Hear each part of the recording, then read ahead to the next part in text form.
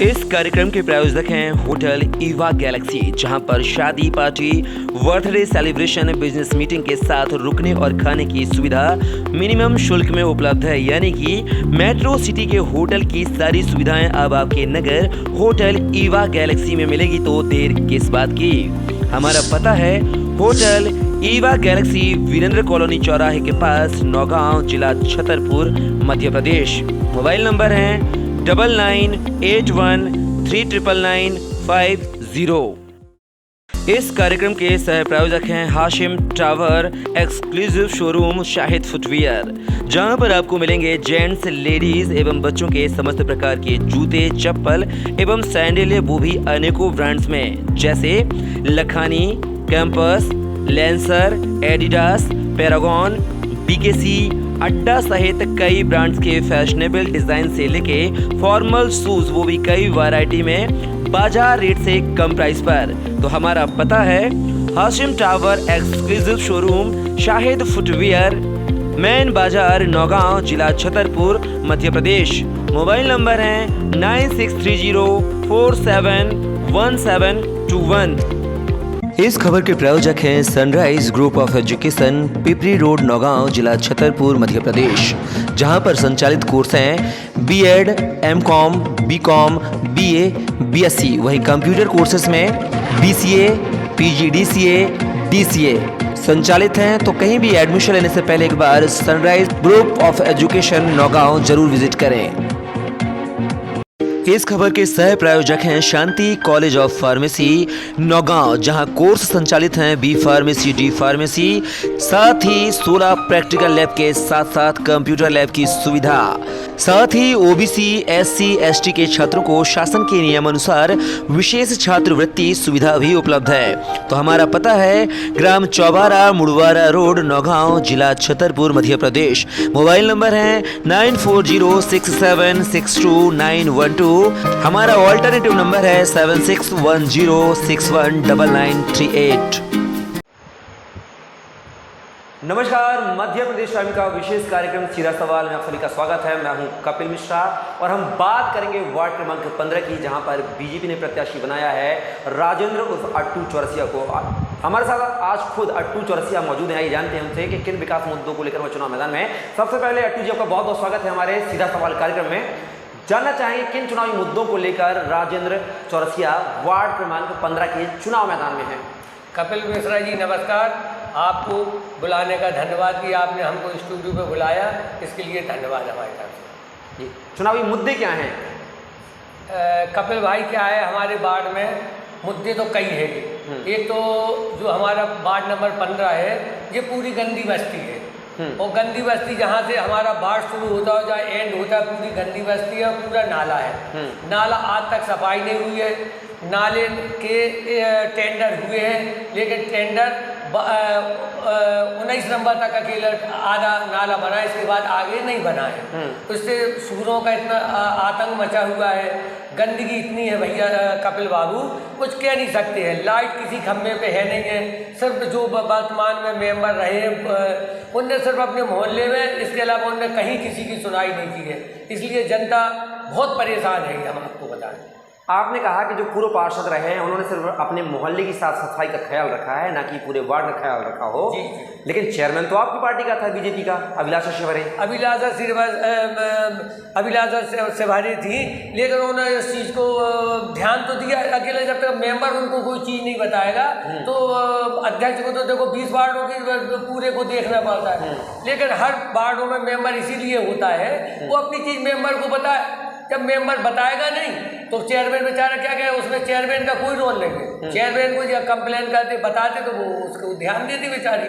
अभिलाषा को उसमें कोई रोल नहीं है। जो मेंबर का रोल है, मेंबर को ध्यान देना चाहिए कि कहाँ पर गंदगी है। कहीं झाड़ू नहीं लगती है।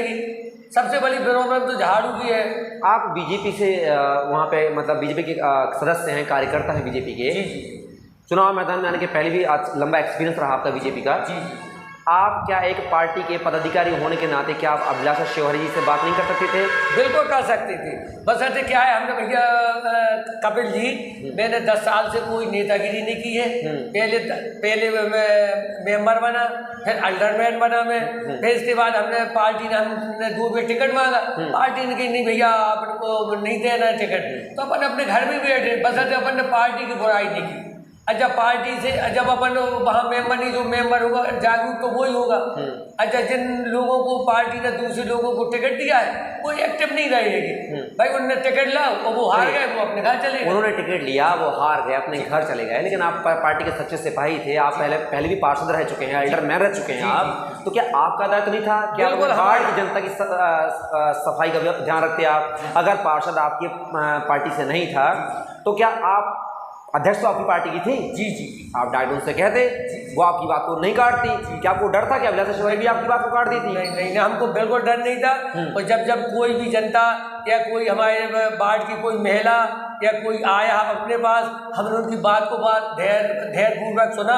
उसकी अपन ने जैसे सफाई के मामले में आया तो मैंने संतोष दरोगा से बोला, किसी के यहाँ ब्याह शादी है, यदि ब्याह शादी है, उनके यहाँ शादी है, झाड़ू लगना है, उन्होंने बोला, अपन ने बोला, तो संतोष महाराज ने उसमें काम भी किया।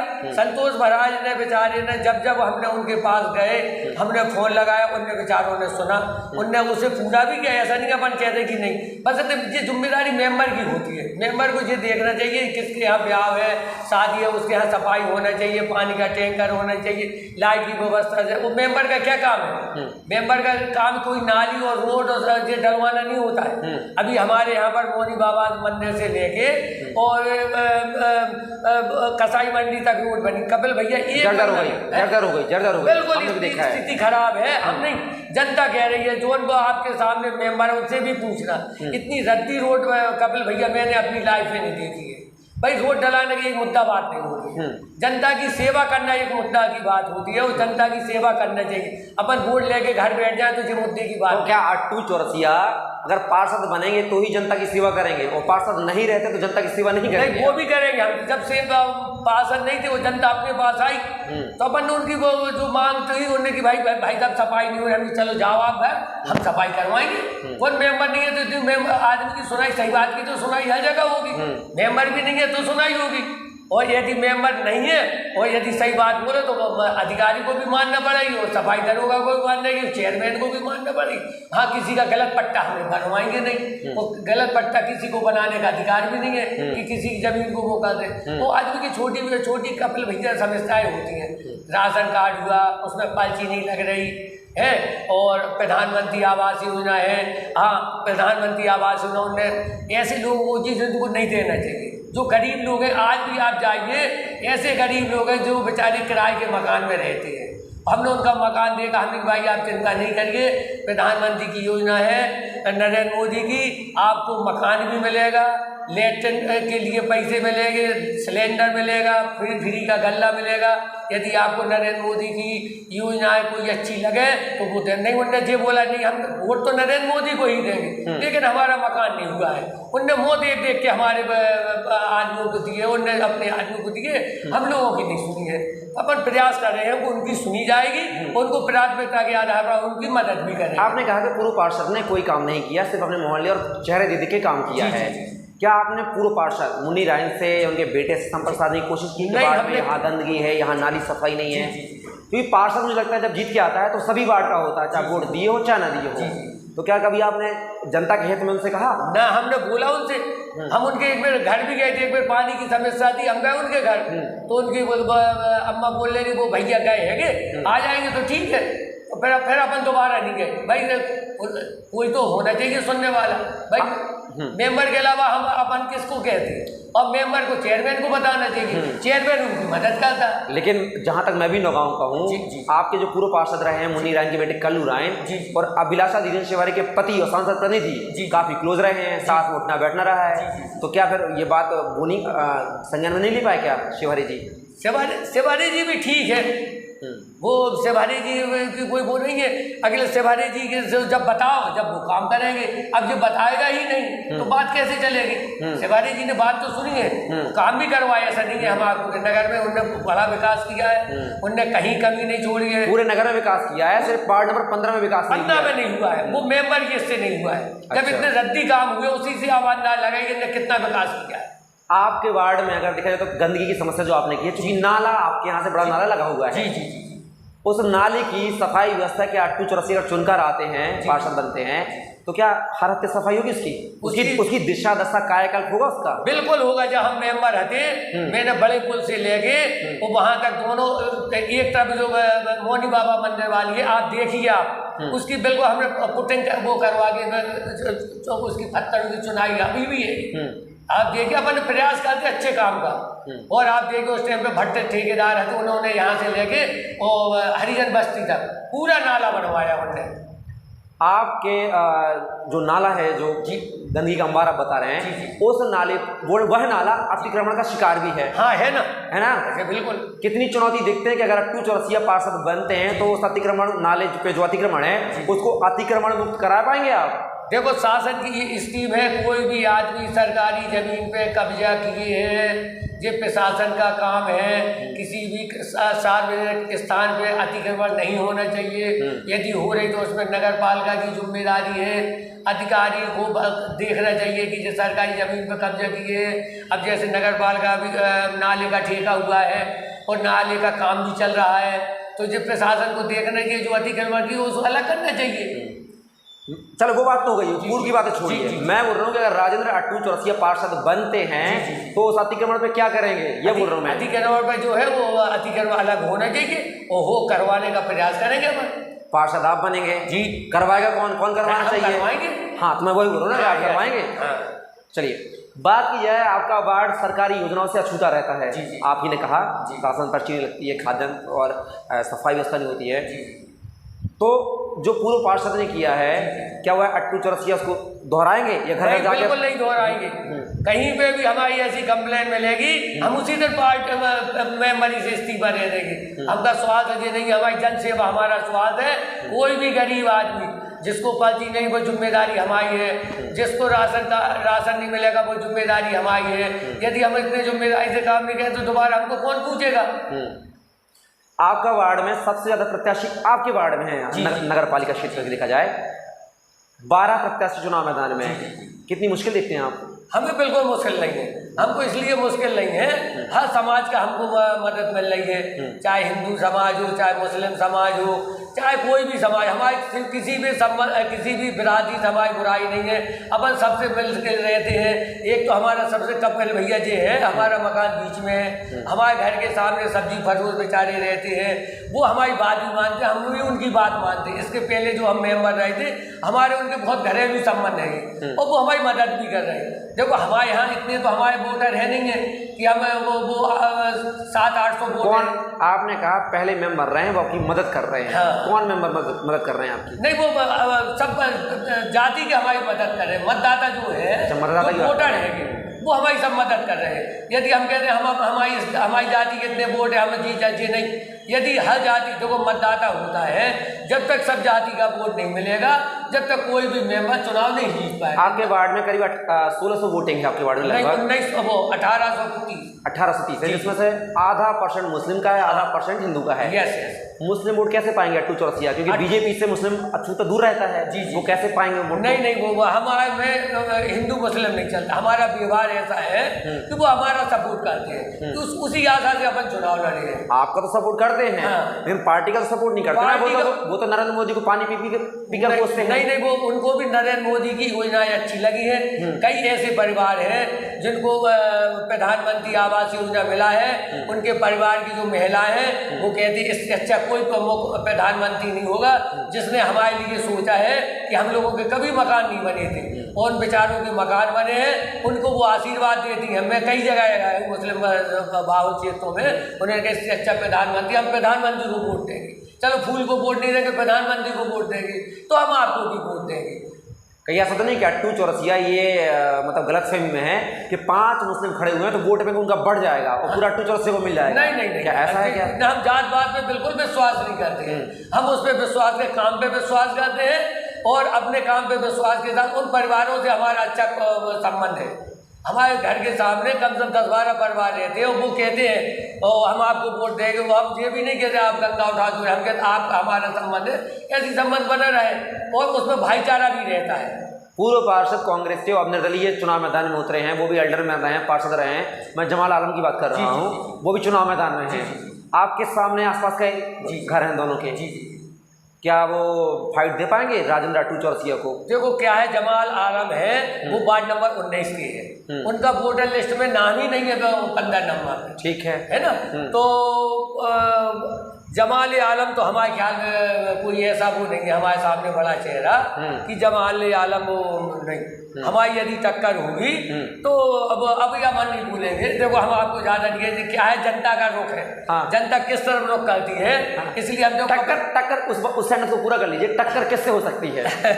टक्कर हुई तो हम या तो कांग्रेस से होगी। हाँ, हम आपको बताया क्या है, कहीं पे भी है निर्दलीय को आदमी कम लाइक करता है, कांग्रेस और फूल की टक्कर होगी।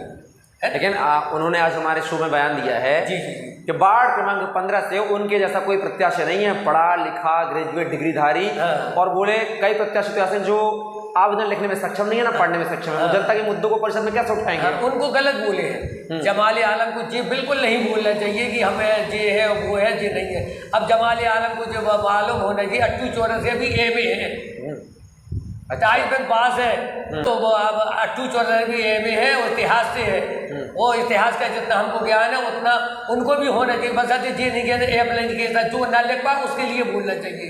ये नहीं कहते कि जो वार्ड के 12 प्रत्याशी हैं वो अनपढ़ है, जो उनकी गलत फहमी है कि उनको ऐसा नहीं बोलना चाहिए, क्योंकि उनको पहले जो जान के जैसे हम कहते हैं जमाल अनपढ़ नहीं है ना, जमाल पढ़ा लिखा आदमी है, क्रिकेट खिलाता है और कबड्डी खिलाता है, नेशनल खेल के आया है। कई लोगों ने कहा है, प्रत्याशियों ने कहा है कि जमाल आलम अब उम्र दराज हो चुके हैं, उनको संन्यास लेना चाहिए राजनीति से और एक बड़े भूमिका संरक्षण मंडल के तौर पर हम लोग को चुनाव लड़ाना चाहिए। क्या ये बात सही है? बिल्कुल सही है कि 60 बाद के नरेंद्र मोदी का भी वो है कि 60 साल के बाद रिटायरमेंट होना चाहिए।